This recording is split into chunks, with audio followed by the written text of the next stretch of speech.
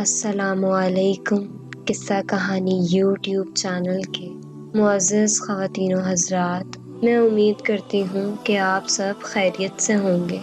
ایک تابعی جن کا نام ربی رحم اللہ تعالی ہے، وہ اپنا واقعہ بیان کرتے ہیں کہ ایک مرتبہ میں ایک مجلس میں پہنچا۔ میں نے دیکھا کہ لوگ بیٹھے ہوئے باتیں کر رہے ہیں۔ میں بھی اس مجلس میں بیٹھ گیا۔ اب باتیں کرنے کے درمیان کسی کی غیبت شروع ہو گئی۔ مجھے یہ بات بری لگی کہ ہم یہاں مجلس میں بیٹھ کر کسی کی غیبت کریں، چنانچہ میں اس مجلس سے اٹھ کر چلا گیا، اس لیے کہ اگر کسی مجلس میں غیبت ہو رہی ہے تو آدمی کو چاہیے کہ اس کو روکے، اور اگر روکنے کی طاقت نہ ہو تو کم از کم اس گفتگو میں شریک نہ ہو، بلکہ اٹھ کر چلا جائے۔ چنانچہ میں اٹھ کر چلا گیا۔ تھوڑی دیر بعد خیال آیا کہ اب مجلس میں غیبت کا موضوع ختم ہو گیا ہوگا، اس لیے دوبارہ اس مجلس میں ان کے ساتھ بیٹھ گیا۔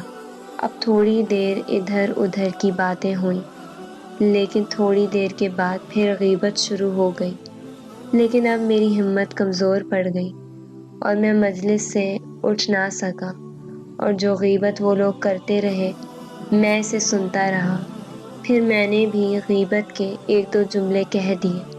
جب میں اس مجلس سے واپس اپنے گھر آ گیا اور رات کو سویا تو خواب میں ایک انتہائی سیاہ فام آدمی کو دیکھا، جو ایک بڑے تشت میں میرے پاس گوشت لے کر آیا۔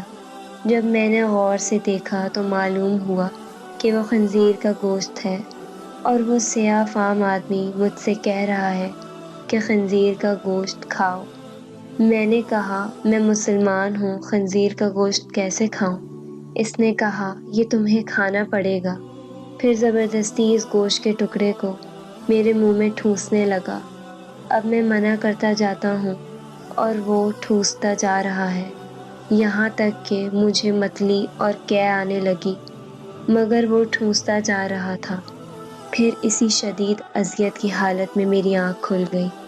جب بیدار ہونے کے بعد میں نے کھانے کے وقت کھانا کھایا تو خواب میں جو خنزیر کے گوشت کا اور بدبودار ذائقہ تھا، وہ ذائقہ مجھے اپنے کھانے میں محسوس ہوا، اور 30 دن تک میرا یہ حال رہا۔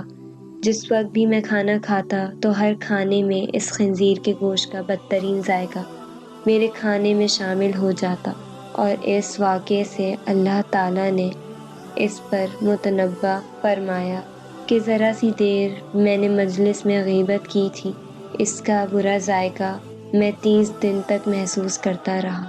تو اب اس واقعے سے ایک بات تو اچھی طرح سے ظاہر ہو چکی ہے کہ غیبت کرنے کا کتنا بڑا نقصان ہماری زندگیوں میں ہو سکتا ہے۔ السلام علیکم ورحمۃ اللہ۔